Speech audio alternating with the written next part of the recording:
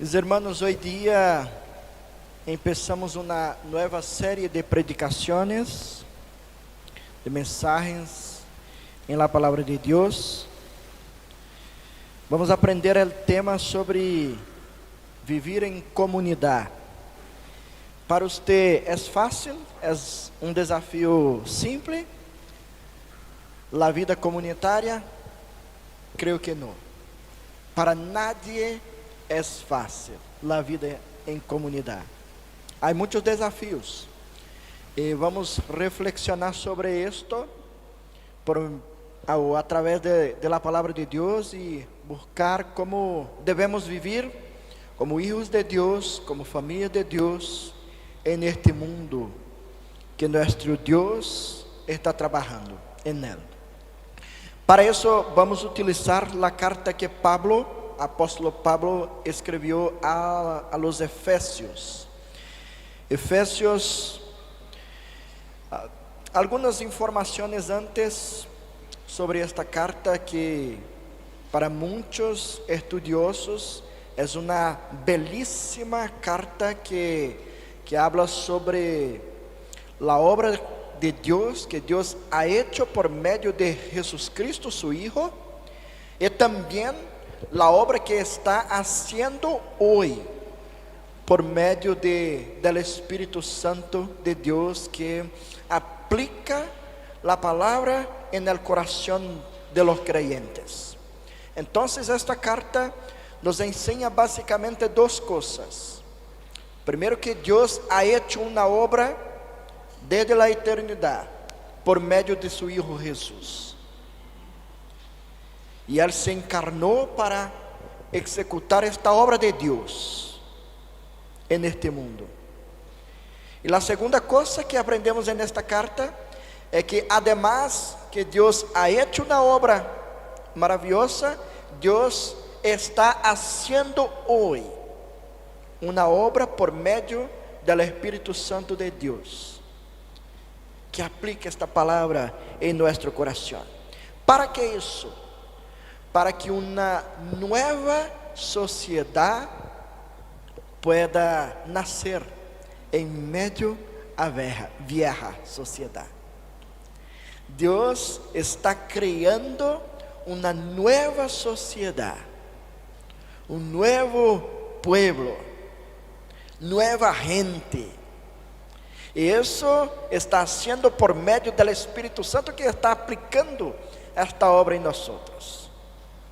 Es por eso que lo mismo apóstolo Pablo, cuando escribió a la iglesia de Corintios, dice que quien está en Cristo es nueva criatura.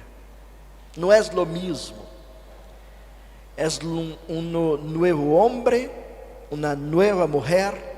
No son más los mismos. Su vida fue cambiada, corazón fue cambiado, y ahora estamos en una nueva relación con Dios. Es esto que tenemos para aprender en esta carta. Ella se divide en 4 partes, pero nosotros vamos a estudiar solamente la segunda parte de esta carta, que está en el capítulo 2, del versículo 11 que va hasta capítulo 3, versículo 21. En esta segunda parte de la carta nosotros vamos a tener 3 mensajes bíblicas en este mes. Y hoy día vamos a estudiar solamente 2 versículos, 11 y 12. Esta segunda parte nos enseña sobre la nueva sociedad que Dios creó por medio de Jesús. Y hoy vamos a aprender cómo que eso se forma, el contexto donde eso se forma, las implicaciones de todo eso para nuestra vida. Te pido que acompañe la lectura de la palabra de Dios, capítulo 2 de Efesios, versículos 11 y 12. Yo estoy leyendo en la Reina Valera. En este tiempo usted puede elegir cualquiera, ¿ya? Portanto, acuérdense de que en otro tiempo ustedes, los gentiles en la carne, eran llamados incircuncisión por los de la llamada circuncisión, que es hecha con mano en la carne. Y acuérdense de que en aquel tiempo estaban sin Cristo, apartados de la ciudadanía de Israel y ajenos a los pactos de la promesa, estando sin esperanza y sin Dios en el mundo. Oremos una vez más. Padre amado, yo necesito mucho del Señor en este momento. Yo quiero, Señor, enseñar tu palabra a mis hermanos, y para eso te lo necesito. Que me ayude en mis pensamientos, en mis palabras, en mis emociones, en todo. Ayude también a mis hermanos, Señor, para que tengan sus oídos atentos a tu voz y su corazón dispuesto a recibir la palabra que es tuya, Señor, y que así haga crecimiento entre nosotros hoy, para tu honra y gloria, en el nombre de Jesús, amén. Viviendo en comunidad, este es nuestro tema de hoy. Y como ya pregunté, vuelvo a preguntar una vez más: ¿la vida comunitaria es fácil? Yo creo que no. No es fácil exactamente porque cada persona tiene una manera propia de vivir. Cada persona tiene una manera propia de vivir. Y esta manera de vivir es sustentada por diversos factores. Y yo voy a citar, por ejemplo, 3 que fundamentan la manera que una persona vive en la comunidad, en la sociedad, donde esté. El primer factor que sostiene una vida de una persona es el factor cultural. Cada persona fue creada dentro de una cultura, y esto determina, quiera o no, vai a determinar como usted se porta dentro de una comunidad. Esto está en nuestra vida, está en nuestra forma de hablar,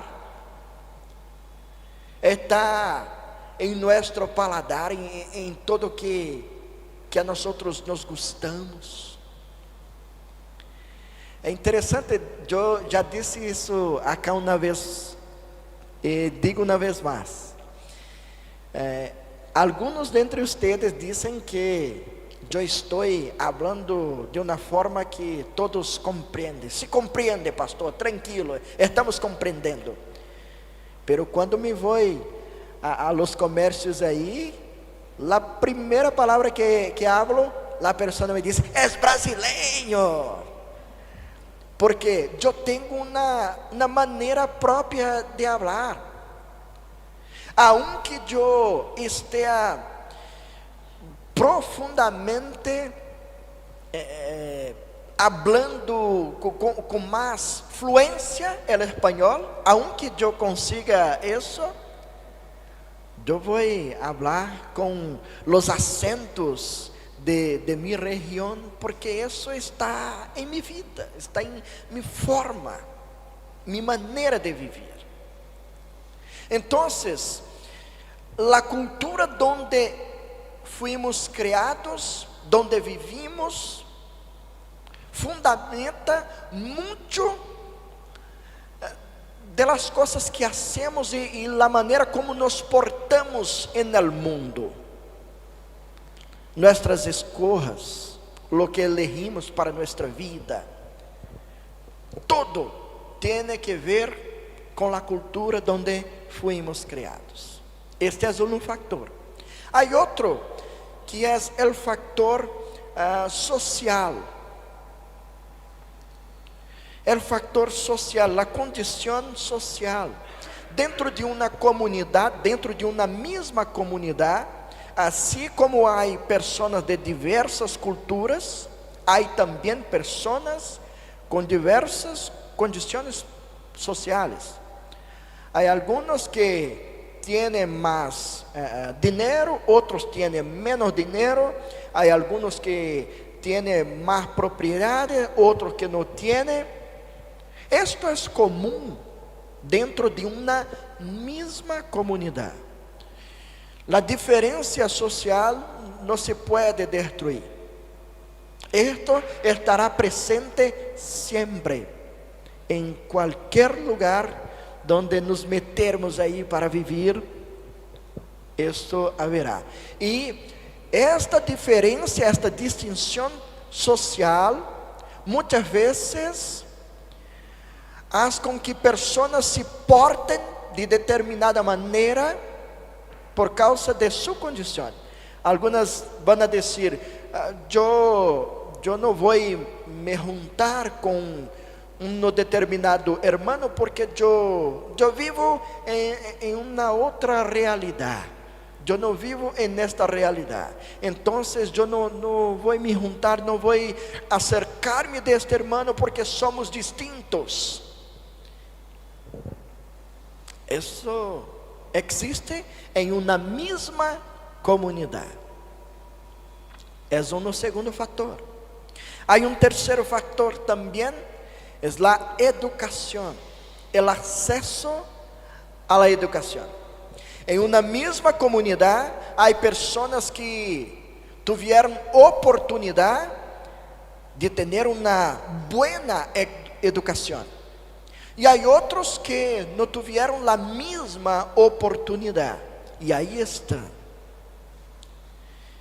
O que estou querendo apresentar-lhes neste primeiro momento é que esta dificuldade de se viver em comunidade é fundamentada por alguns fatores, os quais eu disse três, há muitos outros, pero três aí estão, que são a cultura, a condição social e a educação. E com isso eu quero dizer que este é o campo onde se produz a segregação. É um campo onde se produz a segregação, já que a sociedade tende a se agrupar ou a agrupar-se, basando-se em similitudes. Eu vou acercar-me de uma pessoa porque eu tenho similitudes, eu tenho uma vida semelhante a de ela, eu tenho uma vida parecida com ela, nossa cultura, nossa educação, nossa condição social, tudo se parece, então vou me acercar desta pessoa. Pero de outra não vou acercar-me porque estas coisas entre nós são distintas. Isto é segregação. Quando eu não quero acercar-me de alguém por causa de fatores externos. Quando eu decido não escutar uma pessoa porque ela, em meu modo de ver, vive em uma realidade distinta de mim. Se ela vive em uma realidade distinta de mim, então não tenho que te lo escuchar, porque lo que vai falar não serve para mim. E assim, nós passamos a despreciar pessoas alrededor de nós, por causa de situações externas. A igreja, hermanos, é um lugar donde não puede soportar cualquier tipo de segregación. La iglesia es un lugar donde no se puede soportar cualquier tipo de segregación, cualquier tipo de distanciamiento por causa de cosas como estas que estamos hablando acá. ¿Y por qué eso? ¿Por qué la iglesia no puede soportar la segregación? Gracias, hermano querido. Usted vai a ter um lugar especial en el cielo.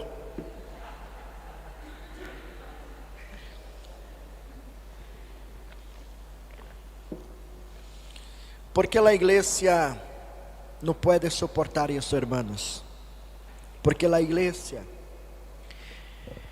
é o cuerpo de Cristo, formado por nuestro Dios Padre, através de miembros que são de todas as tribos, pueblos, razas, naciones. Deus forma su pueblo no apenas em uma nação, em uma cultura, em uma região. Deus forma, estabelece, crea su pueblo em todos os lugares, indistintamente.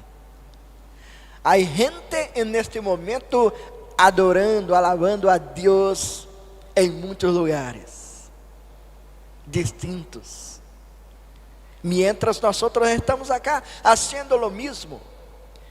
E somos parte de la misma familia,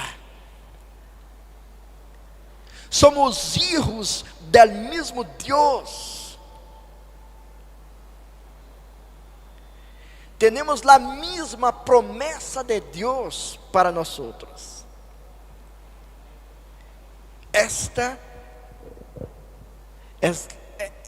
Esto es lo que nos une, nos torna hermanos, nos hace vivir como familia. Y por eso yo no tengo la autorización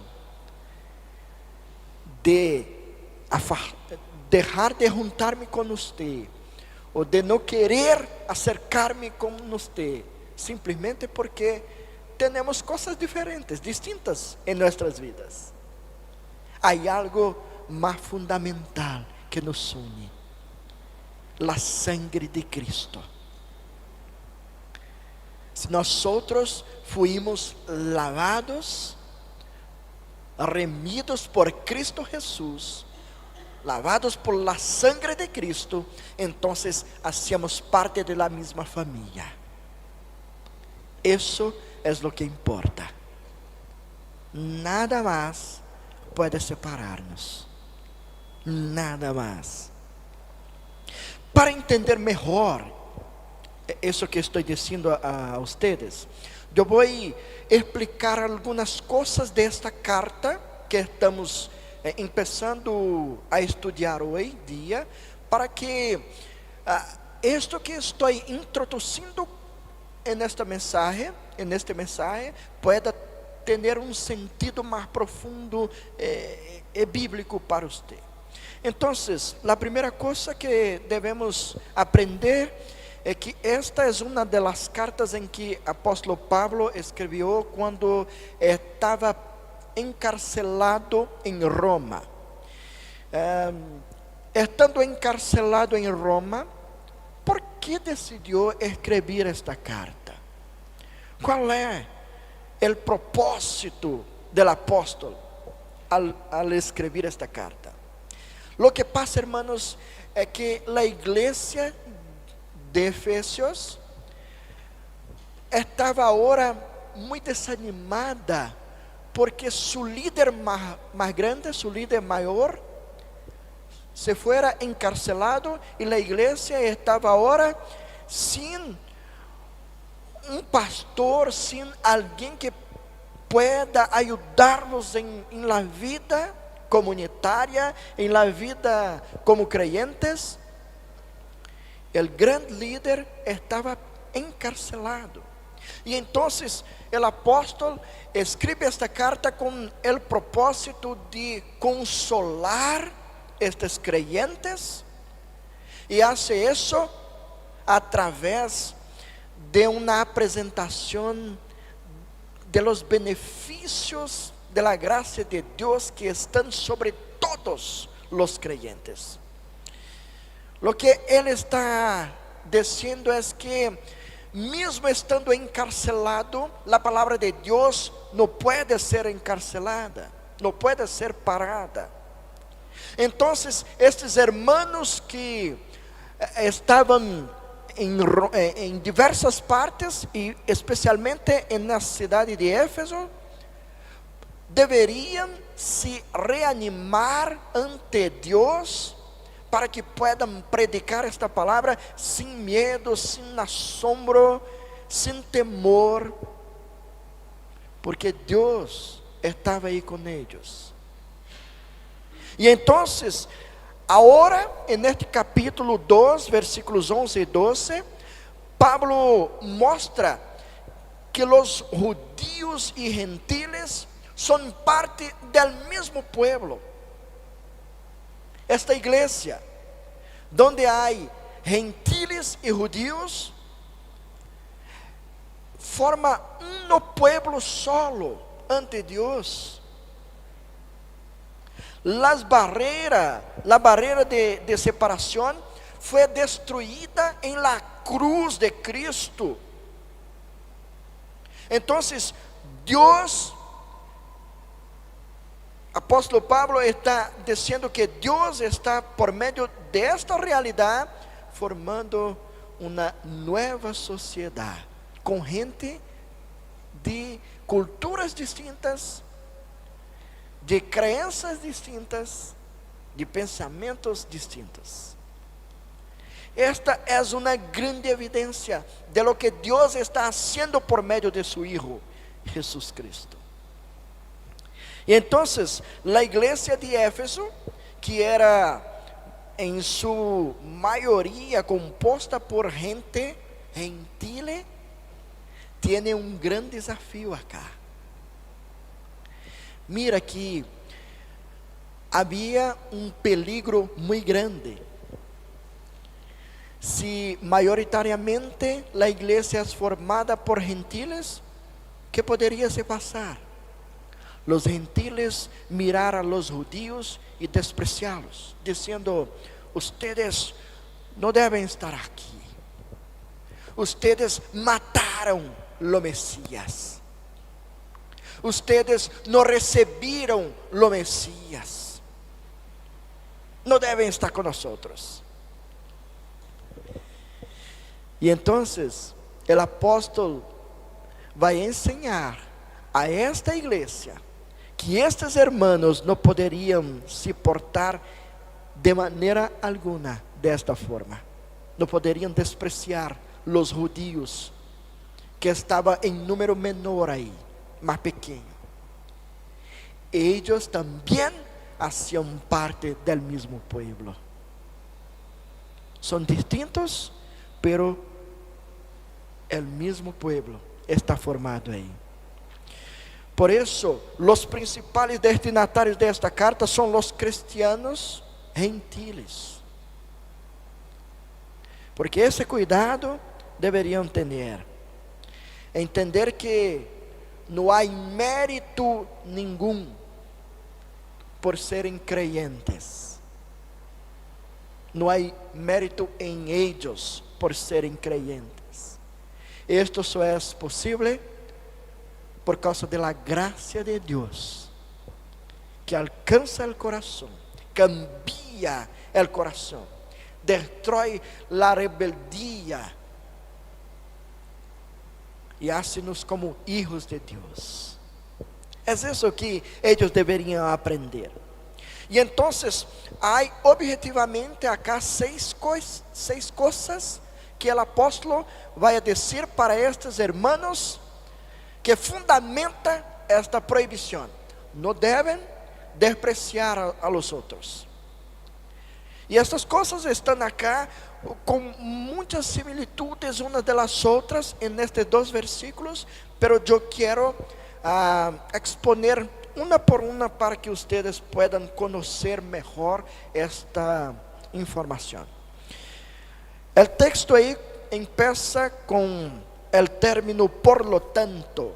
Mira en su Biblia el versículo 11, por lo tanto, está relacionado con todo lo que ha dicho antes. Todo lo que fue dicho antes hasta este momento está incluso en este término acá. Entonces, lo que fue dicho antes, que la salvación es un regalo de Dios. Dios dice eso. Apóstolo presentó eso en el capítulo 1. La salvación es un regalo de Dios. Nadie puede conquistar su propia salvación. Es un regalo de Dios. No hay lugar para la gloria humana. En el versículo 9 nos dice, no es por obras, para que nadie se gloríe. No hay espacio para gloria humana. Y también, incluso nuestras buenas obras fueron preparadas por Dios. Hasta lo que hacemos bien, que Dios aprueba, todo eso no es por nosotros. Dios fue quien preparó eso para nosotros. Entonces no hay mérito ningún en nosotros por sermos creyentes. Y es eso que los gentiles deben aprender. Después de eso, por lo tanto, acuérdense que todo eso, ¿en qué resulta? Que ustedes ahora son familia de Dios, son hijos de Dios. Y todo eso por gracia de Dios, no por méritos humanos. Todo por gracia. Y entonces, ahora viene todo lo que deberían recordar de esta obra que fue aplicada en sus corazones por medio del Espíritu Santo. Lo que pasa es que me imagino el apóstol Pablo mirando a estos hermanos, no podría todavía personalmente, pero estaba pensando en mientras escribía, y creo que estaba pensando más o menos en eso. Ustedes estaban más lejos de lo que generalmente entienden. Ustedes estaban más lejos do que generalmente considera que estaban. Sabe, hermanos, muchas veces nosotros podemos pensar que no estábamos tan lejos de Dios. No, yo siempre tuve una vida buena, yo siempre ayudé a muchas personas, yo siempre me porté con honestidad en el mundo. Entonces yo no estaba tan lejos. Y el apóstolo está diciendo, estaban más lejos do que generalmente comprendes. Vamos, el versículo 11, porque estaban más lejos do que generalmente estaban considerando. Porque antes, ¿quién eran estas personas? Gentiles en la carne. Gentiles en la carne. No tenían la marca, eran incircuncisos. Y mira que esta era la discriminación preferida de los judíos. Ellos miraban a otras personas y decían, ustedes son incircuncisos, no tienen la marca en su piel, no hacen parte del pueblo de Dios, entonces no pueden se juntar a nosotros. Nosotros sí tenemos la promesa, nosotros tenemos todo lo que el Señor quiere para nosotros, tenemos todo, ustedes no tienen. Y entonces por eso eran despreciados los gentiles. Esto aconteció antes con ellos. Ellos sufrieron esta discriminación por parte de los judíos arrogantes. como o texto nos diz, que fueran circuncidados, como ellos se llamaban circuncisión. Ellos llamaban a sí mismos, nosotros somos circuncidados, pero ¿cómo fueron circuncidados? Por manos humanas. Y el Señor dice que esto no es lo que más importa, porque si nuestro corazón no for circuncidado, de nada se aprovecha. Circuncidai el vuestro corazón. De nada adianta tenermos la marca física si no tenemos un corazón cambiado, lleno de la presencia de Dios. Mira, hermanos, cualquiera que haya sufrido alguna discriminación en la vida, sabe lo triste que es ser despreciado. Cualquiera que ya sufrió eso en algún momento sabe que no es bueno, es algo triste. Y entonces, cuando se encuentra en una situación como esta, los gentiles deben recordarse de quién eran antes. ¿Por qué? Para que ellos no hiciesen lo mismo con otra persona. Ustedes sufrieron eso, les pasó eso en su vida, entonces no haga lo mismo con los otros, porque no es bueno. Además, no hay mérito en ustedes, fueron alcanzados por gracia. 2, en este momento estaban sin Cristo. El texto nos dice, en este momento, ¿cuál era la situación de los gentiles? Estaban viviendo sin Cristo. ¿Y por qué? ¿Por qué alguien vaya a vivir sin Cristo? Porque Cristo solo había sido revelado a la nación de Israel. Solo los israelitas, solo los judíos eran portadores de la información sobre el Mesías. Estaban con ellos y ellos no cumplieron con el mandato de Dios, que deberían ser como que luz para las otras naciones, que deberían presentar el evangelio a las otras naciones, pero ellos no cumplieron eso. Quedaron con la información solamente para ellos, porque entendían que solamente ellos es que podrían disfrutar de las bendiciones de Dios. No compartieron con nadie. Entonces los gentiles no tenían acceso a nada de información sobre lo Mesías, sobre su gracia, sobre su misericordia. Nada sabían, estaban sin Cristo. 3, fueron separados de la comunidad de Israel. No eran israelitas, eran alienados de los beneficios espirituales que fueron prometidos a la nación de Israel. Estaban separados de la ciudadanía, no hacían parte, despreciados por eso. En cuarto, eran ajenos al pacto de la promesa.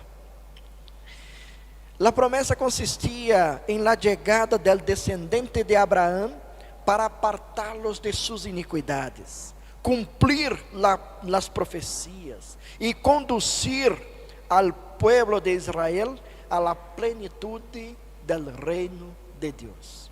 Esto era la promesa, y el Mesías venía para cumplir todo eso. Y esta promesa, Dios hizo varias veces pactos con personas distintas. Dios hizo un pacto con Abraham, con Moisés, com Davi, Mira aqui, era a mesma promessa sendo repetida. A mesma promessa sendo repetida. Não era distinta. Não era um pacto novo. Pero os gentiles não tinham acesso a isso.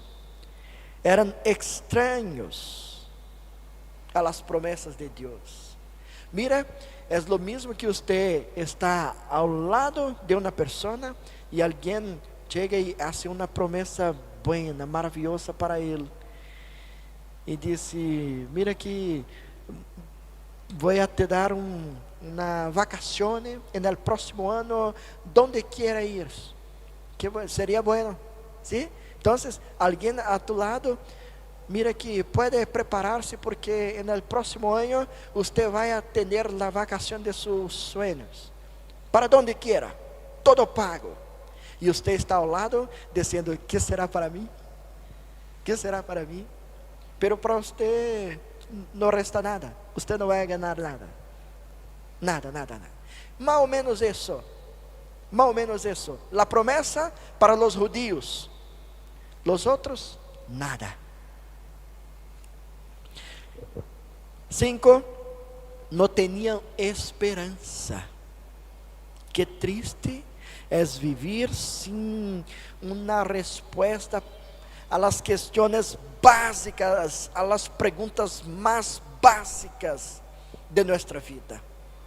Que triste é viver sem ter resposta, sem ter contestação para as coisas da vida. É terrível viver sem sentido, sem expectativa. A pergunta final é: para que eu vivo? Para que vivo eu? É por isso que muitas pessoas se matam, porque miram a própria vida, não encontram uma razão de viver, não têm esperança, não têm alegria, miram a la frente e dizem: não há nada que llene mi coração de alegria, não tenho vontade de fazer nada em minha vida. Se perde as expectativas e então disse: para que vivo eu? Eu quero sair deste mundo. Há muitas pessoas que se acabam assim, porque não têm esperança no coração. E finalmente, 6, sem Deus no mundo. Na língua grega, é literalmente um ateu. Literalmente, sem Deus no mundo, é viver como um ateu. Não é como que negar a existência de Deus. Não é uma negação da existência de Deus, como fazem o ateísmo filosófico, que tenta em todo tempo negar a existência de Deus. Não é isso. Pero é viver como se Deus não existisse. Não comporta Deus em nada de sua vida. Não tem conhecimento de Deus, do verdadeiro Deus. Les faltava isso para os gentiles. Mesmo tendo vários deuses, adorando vários deuses, al final não tinham o Deus verdadeiro. Se quedavam então sem esperança, porque não tinham o Deus verdadeiro para servir. Estas 6 coisas, o apóstolo está dizendo a los gentiles para que eles se recuerden de quem eram. E entendam que se agora são parte da família de Deus, é por graça, por misericórdia de Deus. E não podem segregar a los outros, separar a los outros, despreciar a los outros por nada, porque são parte da mesma família da fé. Algumas lições para nós, hermanos, ante esta exposição. A primeira, Aquí está nuestro retrato. Esta es nuestra imagen. Aquí estamos nosotros también. Nosotros que no somos judíos. ¿Hay alguno judío acá? ¿No? ¿No hay? Entonces es nuestro retrato este. Estamos en esta misma condición. Fuimos alcanzados por la misma gracia de Dios. Y estamos haciendo parte del mismo pueblo de Dios. Segundo, debemos comprender que fuera de la revelación especial de Dios, en el Antiguo y Nuevo Testamento, no hay posibilidad de salvación.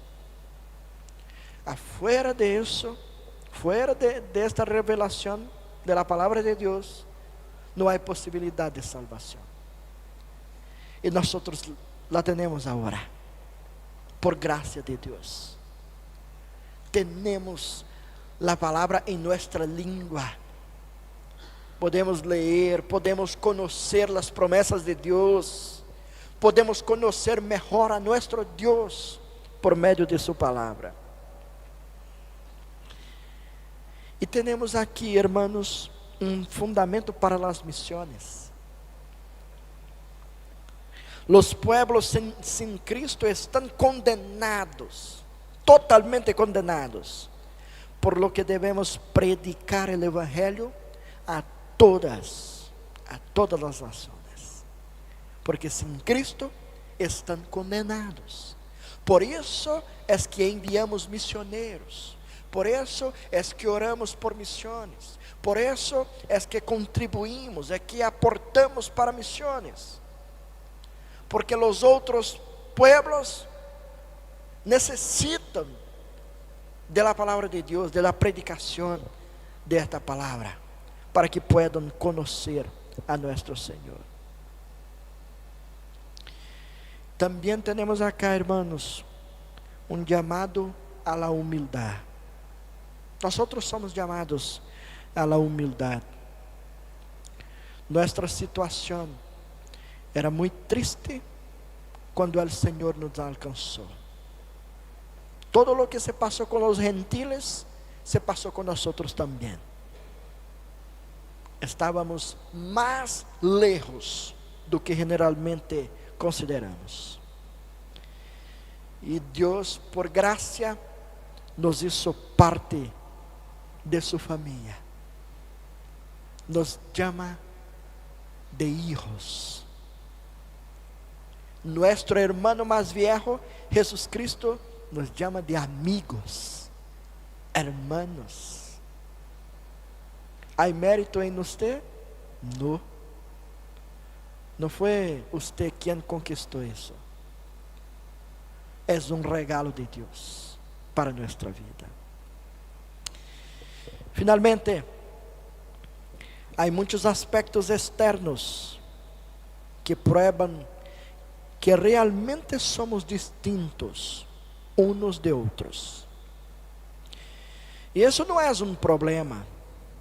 Es parte de la identidad de cada uno de nosotros.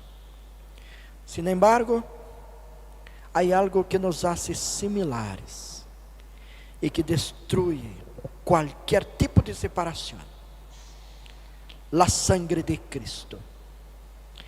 Si la sangre de Cristo está sobre ti y sobre mí, entonces somos parte de la nueva sociedad que Dios está formando a través de su Hijo.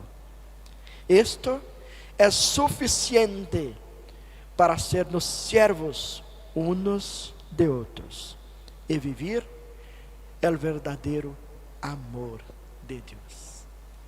Que el Señor nos ayude para vivir en comunidad como hijos de Dios, sin distinción, sin discriminación, y así nos portarmos como Él quiere para nuestra vida. Amén. Oremos. Te damos gracias, Señor, por por este dia maravilhoso, onde estamos juntos em Sua presença. Te damos graças, Senhor, porque Sua palavra traz consuelo para nossa vida. Ajuda-nos a viver em Sua presença, sabendo que fuimos aceptos por Sua graça e misericórdia. E agora podemos alegrar-nos, porque somos família Tua. Somos hijos Tuyos. Bendiga eu e mis hermanos acá, Senhor. Ajuda-nos, Senhor, para vivirmos o verdadeiro amor de Cristo. Vivirmos como família de Deus. E no nome de Jesus Cristo é que nós oramos. Amém.